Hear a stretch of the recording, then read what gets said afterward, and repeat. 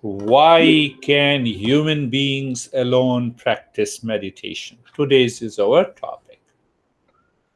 Okay.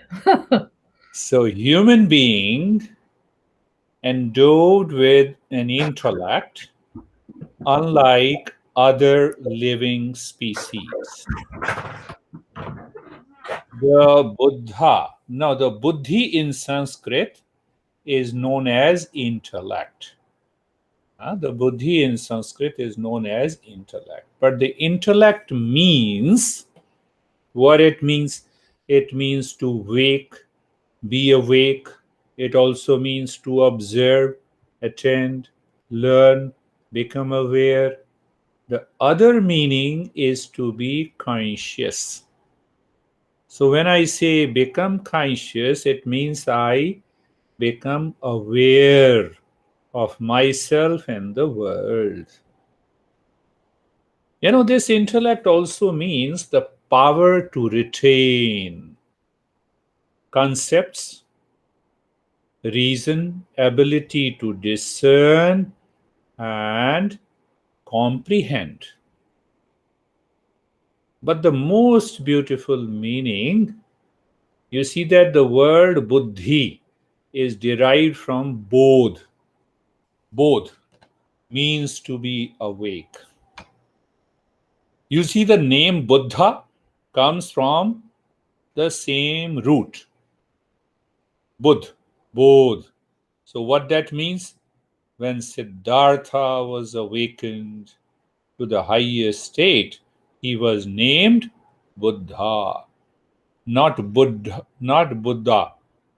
The way we pronounce in our country, that means old, Buddha.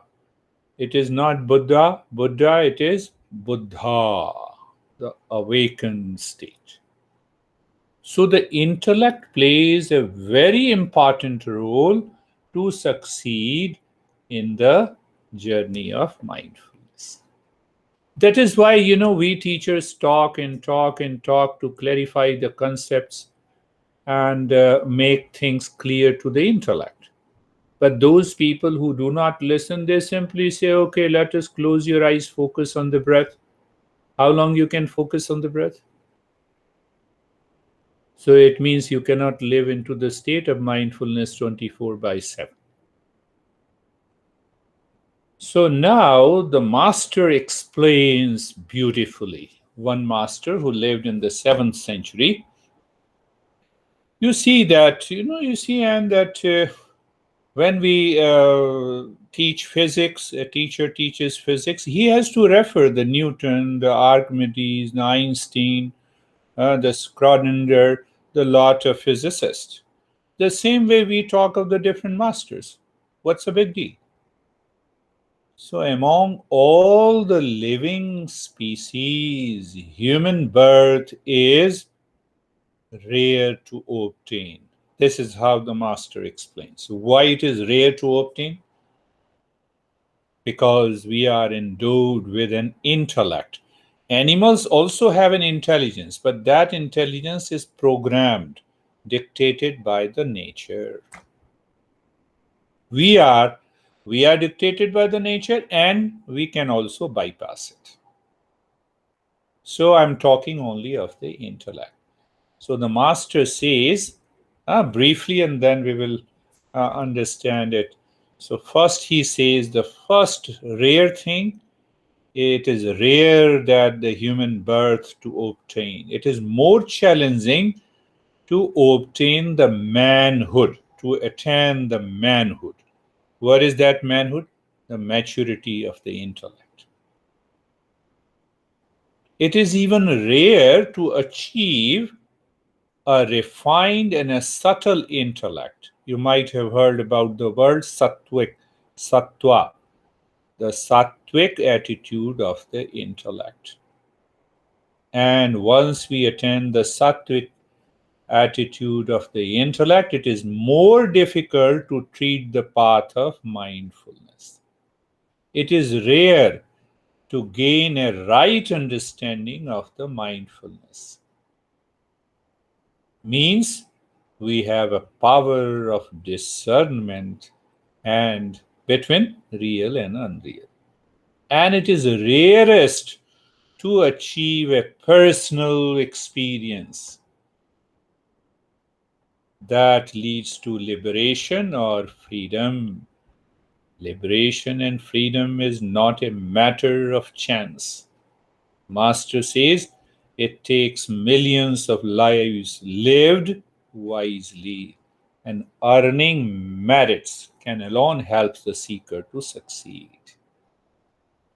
So he, in a one verse, he explains everything. So let us understand. First is the animal life. Animal life is programmed by the nature. So like Windows at default, every time you open a computer, the same thing appears. If there is no bug, if there is no virus. So similarly, the animal life is governed by the unconscious operation of the nature. And their main thing is the insecurity, survival. But the human being has mixed emotion. You see the mixture: pain, pleasure, profit, loss, victory, defeat, sorrow, happiness. So, how do I know it? I know it by intellect. Intellect finds out, oh, this is pain, this is pleasure, profit, this is loss.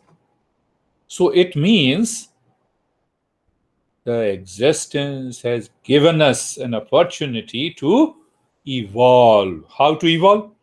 Leave the pain, continuously move to the pleasure, get frustrated, marry.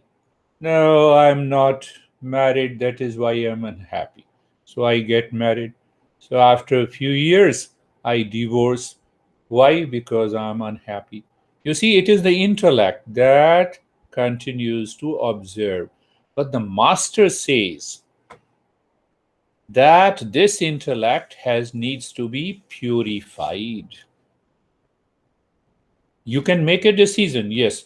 So we make a very mechanical and habitual reaction. Okay, you hate me, you don't like me now, so let me stop talking to you, let me divorce. I should become unhappy. I become happy by divorce for a few days, and again I become unhappy. So again I'm running after second marriage, for example. So the master says the intellect must cultivate a sattvic attitude. What is sattvic attitude? There are three factors that governs the entire universe outside: activity, rest or inertia, and the knowledge. So that knowledge part is known as the sattvic attitude. The activity part is known as the rajasic attitude. And the inertia part is known as the tamasic attitude. So the master says this intellect should be taught, changed, so that it contains a sattvic attitude. What is the sattvic attitude? It has a thirst for the knowledge of the reality. It aspires for the knowledge. It is not carried away by the blind belief, cult, dogma, and religion. Look at thousands of years ago, the masters have said, and that is what is happening today. So why we should have a right sattvic attitude? The master answers, so that you have a right knowledge of the reality, you have a right perception, you have a right action. Only this sattvic intellect can learn the principles of Eastern wisdom. This is what the masters have been saying. So what we do, we pick up the practice of mindfulness, without understanding whether I have a right aptitude, the right state of the intellect that can see the right knowledge, that can have a right perception, that can lead to the right action. We don't think about it. Just close your eyes, focus on the breath, and I enjoyed the mindfulness. No, no. It says the sattvic intellect must be there. Now, what this sattvic intellect does, it has a clarity of understanding what is real, what is unreal. So, one power of the intellect is known as discernment. Is this wall real? Take an example and start understanding, is this wall really solid? Apply discernment. So we take the principle of science. The science says if the atoms of a particular thing is very close to each other, then it appears as solid. The same atoms, if they are far distant from each other, appears as a liquid. Too far appears as a gas. So is the solidity of a wall is real? Science says it is not real. I'm not talking of the Eastern wisdom. The science says it is not real. Go deeper. Science says that this electron, which seems to be a particle, they found one electron at two places. And they said our observation is not clear. That led to the understanding of quantum physics. It is because of this problem. So they say the electron behaves as a particle and also behaves as a wave. Again, there was a puzzle. Then what about the electron? And ultimately, they said the entire universe is nothing but a stream, a flow of energy. This is the power of discernment. So we have to apply the power of discernment. What is my real nature and what is my unreal nature, false nature? Same principle. Is body real? So we define the properties of what is real, that is present in the past, present in the future, that is all pervading, that is infinite, is real. Whatever is changing constantly cannot be termed as real. Is the body changing constantly? Yes, it is not real. It means I am not the body, but I am present. That very I am is present in the waking state, in the sleep state, in the dream state. Am I a waker? No. How do I, is the world become aware of me and then I say it is a world, or I become aware of the world? In a waking state, that I, real nature, becomes aware of the world in the waker state. Why? Because the mind is active. Now look at the dream state. Discernment. We are applying the same principle of discernment. In a dream state, our body of the waking state and the mind of the waking state is present, but we are not using it. It is a different body that is moving, it is a different mind that is creating the dreams. So, which body and the mind is true? Which body and the mind is me? None. I am not the body, I am not the mind. Further, the proof. Do I exist in the sleep? I can definitely say that when I am dead, I do not exist. Because who knows then? But in deep sleep, I-ness is there. Body is not there, mind is not there. It means it proves that I is different from That real nature is different from the sleeping state, waking state, dream state.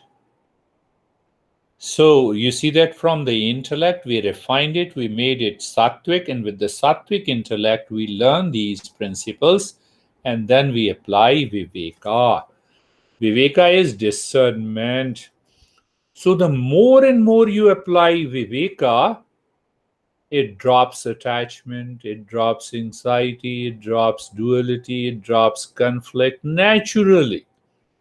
You need not to worry about it. But we don't apply. So the master says applied discernment is dispassion. So once we reach to that state of discernment, clarity, and understanding by the simple, purified intellect, and then we learn the principles of Eastern wisdom that leads to the practice of mindfulness. Now, see that when you apply discernment in every day to day life, for example, you are talking about the political parties, just internally you play with it. You may be knowing that your mind favors one party, but don't get upset if other favors the other party. Just a play and fun. That's not a cup of my tea. Thank you very much. Your views are, I have taken your views. I have accepted your views. No need to enter into any kind of conflict. Let these parties, let these leaders fight and enter into a conflict themselves. Why should I enter into a conflict? That is the power of discernment. You play your role outside as a friend. Okay, I agree with you. What will happen if I say I agree with you all, even if I internally I have a different liking? I save myself from anxiety and reaction and conflict. That is the way the seeker works in the family, professional, and social life. So, what happens? When we continue the practice of discernment in the intellect, that keeps my mind in the state of highest state of dispassion. And what is dispassion? Dispassion means I'm not influenced by anything happening in the world outside. One, and I live in the state of equanimity of the mind. What is equanimity of the mind? Not affected by profit and loss, likes and dislikes, hatred and jealousy, pain and the pleasure, profit and the loss. Why? So another point, another principle comes. This again, we are talking of discernment and dispassion. Why? Why I'm not affected by the pain dualities, pairs of opposites, pain, pleasure, profit, loss, victory, defeat? Because there comes another beautiful principle that says this world is made up of pairs of opposites. And any action in the world is defective. Why it is defective? Because it gives rise to these pairs of opposites as a result. Your mind says, let me eat potatoes, add more carbs. The next day morning, the stomach says, don't worry, I will constipate you. And then we change it.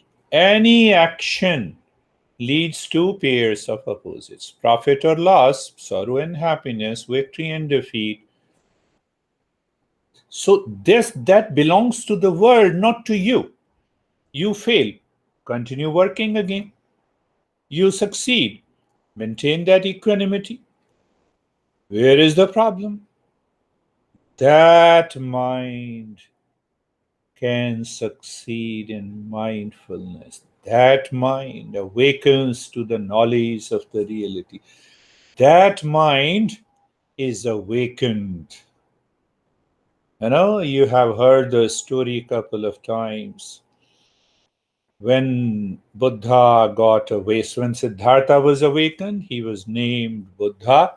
So he was walking into a village. A scholar, an academician, was mesmerized by his calmness in walking, in talking, and in his eyes. So that academician, or you can say the professor, asked, "Who are you? Are you a prince?" Buddha smiled and said, "No, I am not." "Are you an angel?" "No, I am not an angel." "Are you a king?" "No, I am not a king." Then that professor asked, "Then what are you?" The Buddha said, "I am awakened." I am awakened.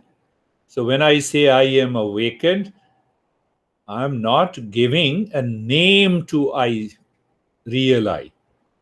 That real I is awakened state of consciousness. That is the goal of meditation. So let us practice today with these ideas, these concepts in the mind. Close your eyes. The stage one. Body is steady. Mind is facing within. Where within? Either in the heart or the head, whatever you like. In the head, you look deep inside in the space, and in the space, become aware of even 1% of the calmness, a spark of calmness. Why? To make the mind believe that calmness is already present. In mindfulness, we grow into the same calmness. That spark becomes the full blown light. That is the journey. Why? We get what we already have. There are two ways of the action. One action, I don't have the money, so let me work hard and earn money. That money comes from outside and it becomes mine. Other way of working on the mind is what we already have. We discover, we don't earn. It doesn't come from outside. That principle must be made clear. Now, in the stage one, when we continue to look at the calmness, the spark of calmness within, at the same time we settle ourselves. Look at the neck joint and feel the sensation being comfortable and steadiness. The mind moves to the hip joint, feel the sensation being comfortable and steadiness. Move the mind on the hip joint. Just the mind is moving on the hip joint. You are aware, anxious, feeling, and you experience sensation being comfortable and steadiness. The entire body from the top of the head to the toes.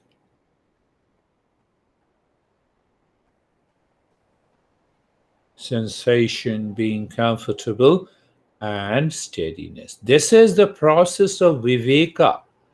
Viveka filters the sleep, a constant influx of the thoughts, images in the mind from the rest. That is the third step in the stage, is known as being carefree. Being carefree. Thoughts are coming, let it come and go. The way the traffic is moving and you are standing across a road.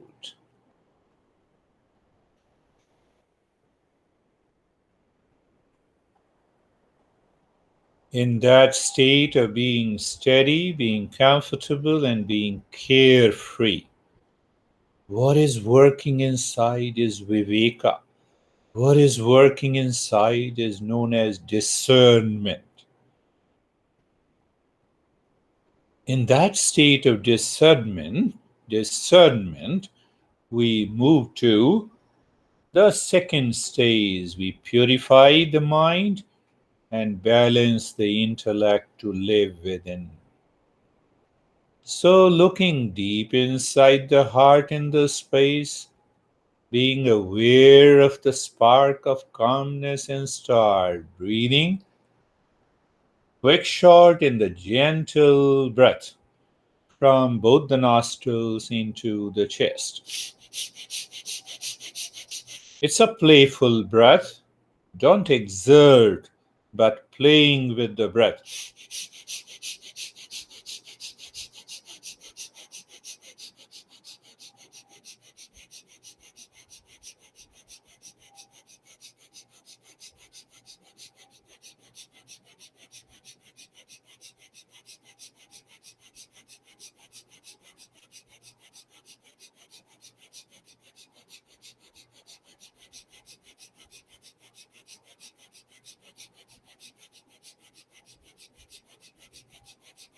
Continue quick, short, gentle, playful breath.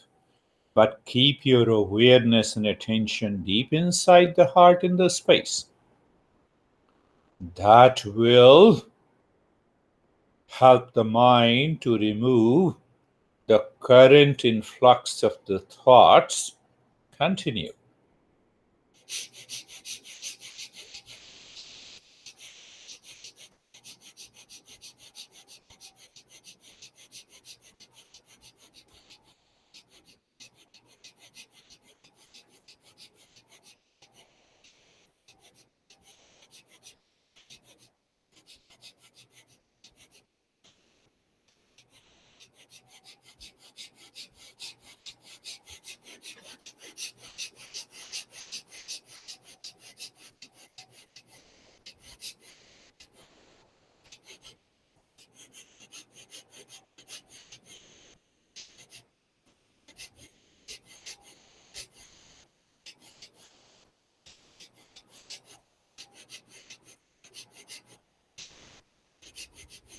And stop this.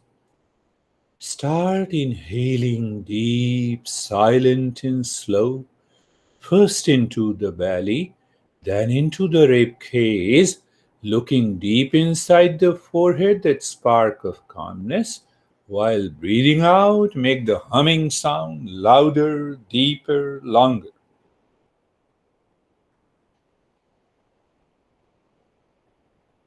That will influence the brain, in turn, the intellect.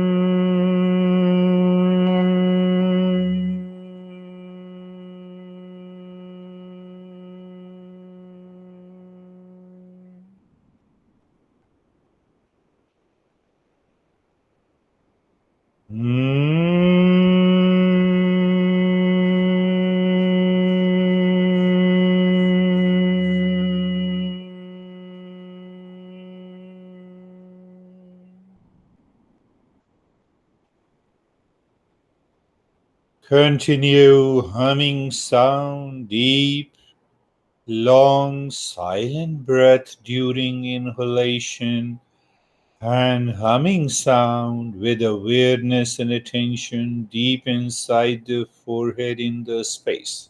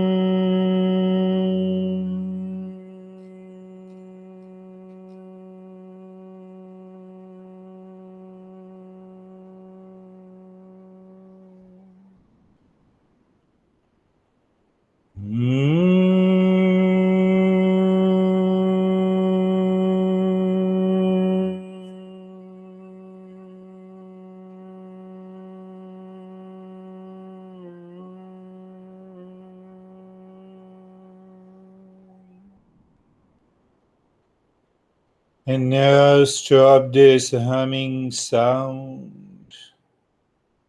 Look at the head and the neck. Just be there. You are aware. And in that awareness, experience, sensation deepens. Relaxation is there. And stillness is there. Move the mind on the right arm. So aware of the right arm from the shoulder to the fingertips and experience sensation, relaxation, and stillness.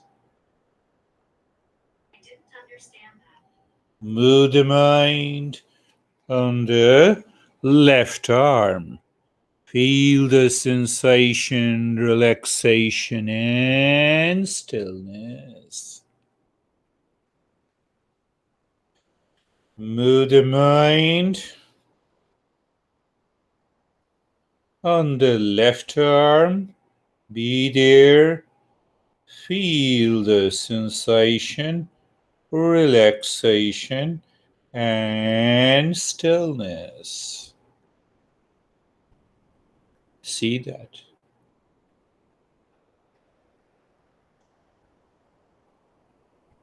Move the mind on the chest in the belly. Be aware, just do nothing. There is a spark of calmness is already there within. And with that reference, you will experience sensation, relaxation, and stillness. The mind goes to the right leg. Feel the sensation, relaxation, and stillness. The mind goes to the left leg. Sensation, relaxation, and stillness. The entire body. Move the mind slowly, gently on the entire body, from the top of the head to the toes. And experience sensation, relaxation, and stillness.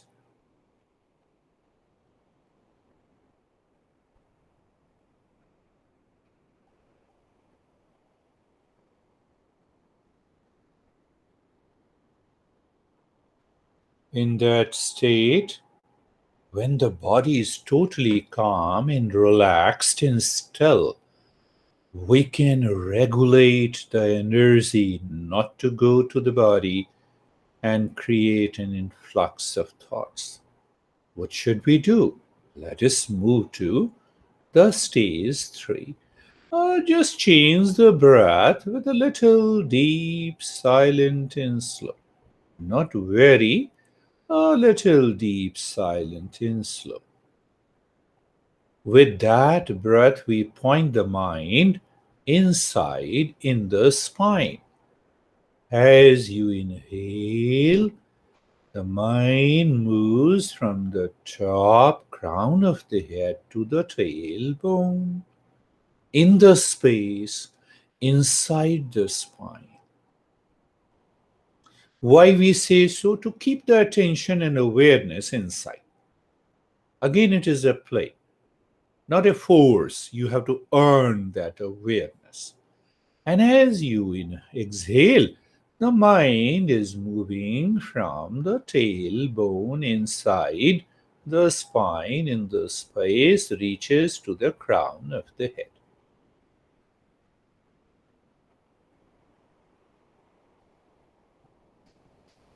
The mind sometimes does not listen to us. Sometimes it wants to go into unconscious sleep. At other times, it has an influx of the thoughts. So we add another point here. The moment you start inhaling, the mind starts moving from the crown of the head to the tailbone. You sing in your mind, Om Shanti, looking into the space. When you exhale, let the mind rise to the crown of the head with the same singing. Om Shanti. Om Shanti. Om. Continue. Om Shanti.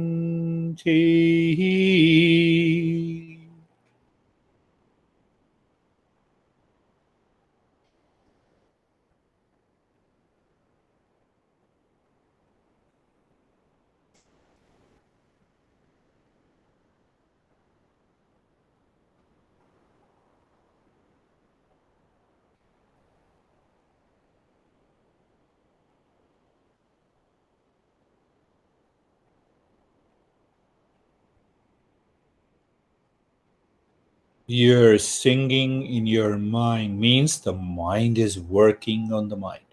You are moving the mind with the breath inside, with the breath in the space.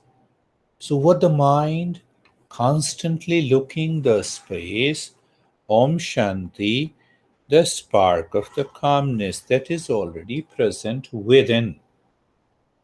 So, the mind is being educated, empowered.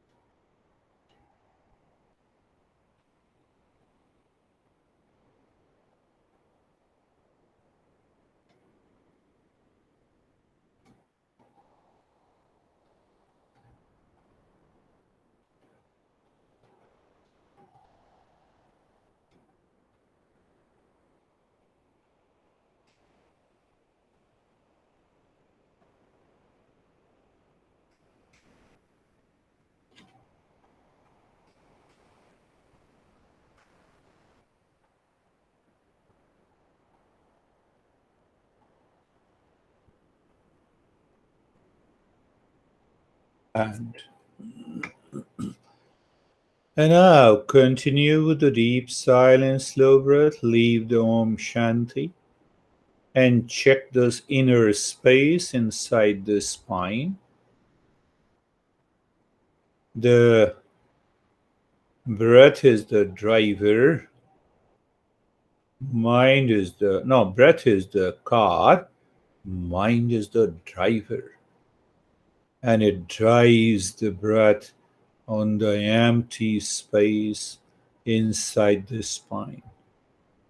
So when you experience that sense of emptiness where the mind is driving the breath, the mind is already living within. And in that state of living within,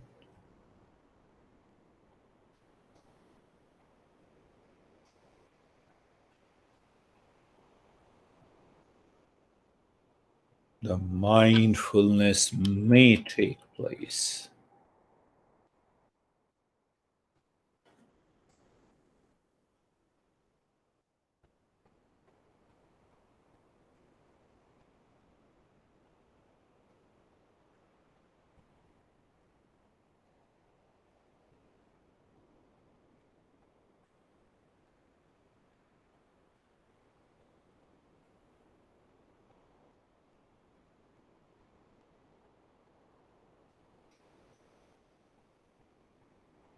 Continue. So, where you see that what we are doing, we are picking up the nature of the mind. And that nature is changing.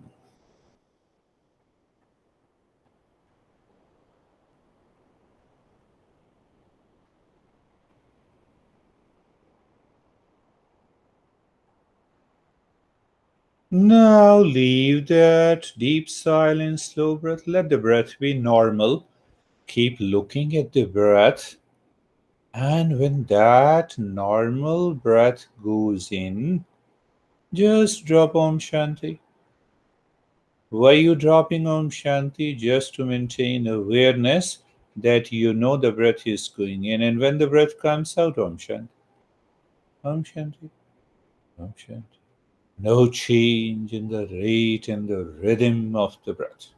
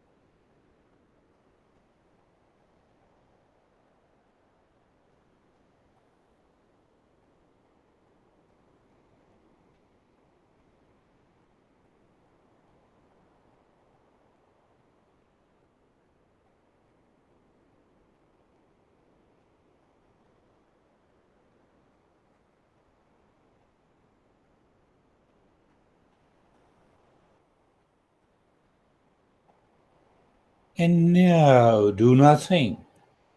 So, in the state of doing nothing, you are aware of everything, what is happening outside and inside, everything. At the same time, you have that spark of the calmness has gone deeper.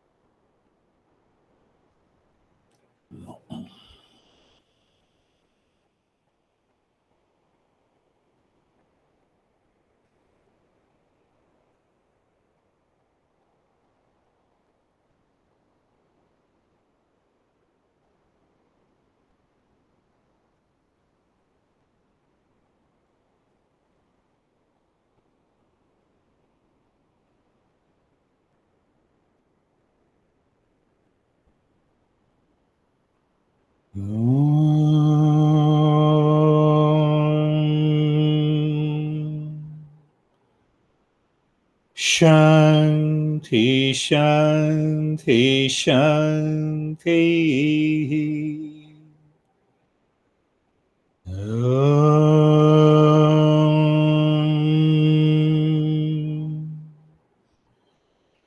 Shanti, Shanti, Shanti.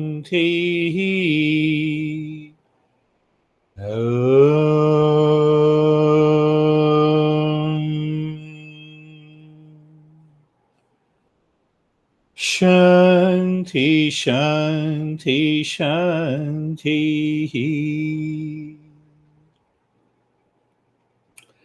Bring your mind to the right hand, your mind to the left hand. Lift your both the palms, place it on your eyes, open the eyes inside. Know your experiences, then bring the hands down. We'll share our experiences. And the last, if you have any question.